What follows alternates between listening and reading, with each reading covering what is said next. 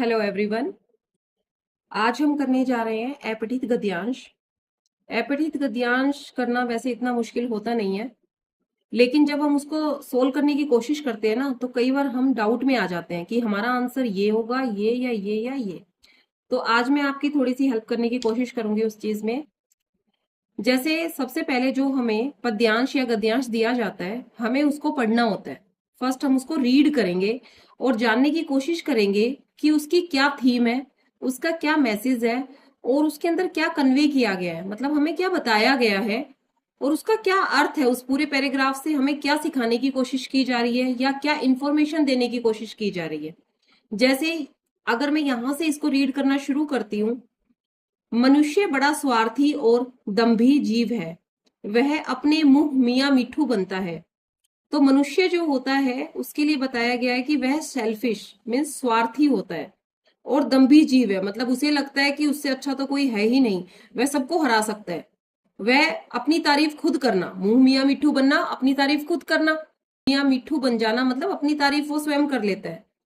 जो भी जीव या प्राणी उसकी सहायता करते हैं, मतलब आदमी ऐसा होता है कि जो उसकी मदद करते हैं उसका उपकार वो मानता नहीं है, बल्कि उसकी ही बुराई, निंदा मतलब बुराई करना शुरू कर देता है।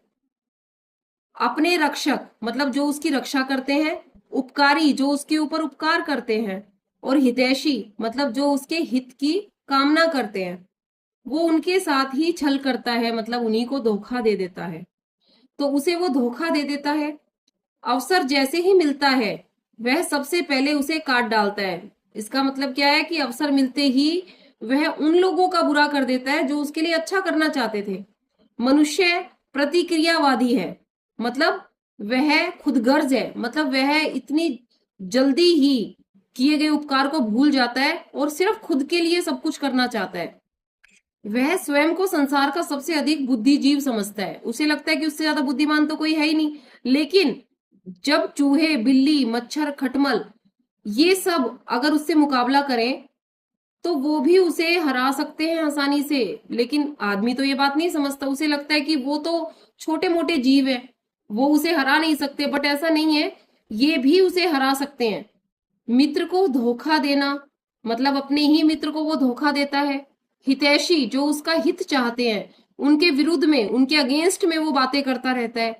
माता पिता की पगड़ी उछालना मतलब ऐसे काम करता है कि माता पिता को शर्मिंदा होना पड़ता है। वह भली भांति जानता है, मतलब उसे पता है ये सब काम कैसे करने हैं, क्योंकि ये सब गलत काम है। अब मनुष्य तो स्वार्थी है, दम्भी है, उसे गर्व है, मतलब उसे जो प्राउड होता है ना, एक अच्छे वाला प्राउड होता है और एक होता है अपने आप पर अभिमान हो जाना, गरूर हो जाना, अपनी झूठी शान दिखाना। तो वो सब वो करता है और वह अपने आगे किसी को कुछ भी नहीं समझता है।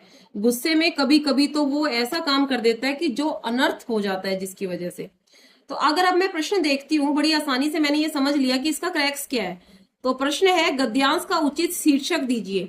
वैसे तो मेरे पास चार ऑप्शन है, अगर नहीं भी होती और मैंने इसको अच्छे से इस गद्यांश को अगर पढ़ा है तो मुझे पता है इसका जो शीर्षक होना चाहिए वो होना क्या होना चाहिए, स्वार्थी मनुष्य। ठीक है, जो स्वार्थी होता है, तो स्वार्थी मनुष्य मुझे लगता है यहां से उसकी स्टार्टिंग भी हुई है, उसी के बारे में सारा ये बताया जा रहा है। तो स्वार्थी मनुष्य इसका शीर्षक होना चाहिए। मनुष्य को स्वार्थी, अब देखो सेकंड क्वेश्चन में भी यही बात है कि मनुष्य को स्वार्थी और दंभी, ये रहा फर्स्ट लाइन में क्यों कहा गया है, उसको स्वार्थी और दंभी क्यों कहा गया है, इस पूरे पैराग्राफ में आप देखो ये सारी लाइनें आई हैं, तो उपयुक्त सभी इसका जवाब होगा। ठीक है, क्योंकि वह सहायता करने वालों की निंदा करता है, देखो यहाँ लिखा हुआ है। वह रक्षक, उपकारी, हितैषी के साथ छल करता है, मतलब उन्हें धोखा दे देता है, ये भी लिखा हुआ है। क्योंकि वह दूसरों को धोखा देता है, ये भी यहाँ पर मेंशन है। तो उपयुक्त सभी इसका जवाब होना चाहिए। तो option number fourth is the correct answer. मनुष्य अपने आप को क्या समझता है तथा उसे कौन हरा देता है। अब हराने वाली लाइन तो यहाँ थी ना, चित कर देना मतलब हरा देना, तो उसे तो चूहा, बिल्ली, मच्छर, खटमल, छोटे छोटे जीव भी हरा देते हैं, ये रहा।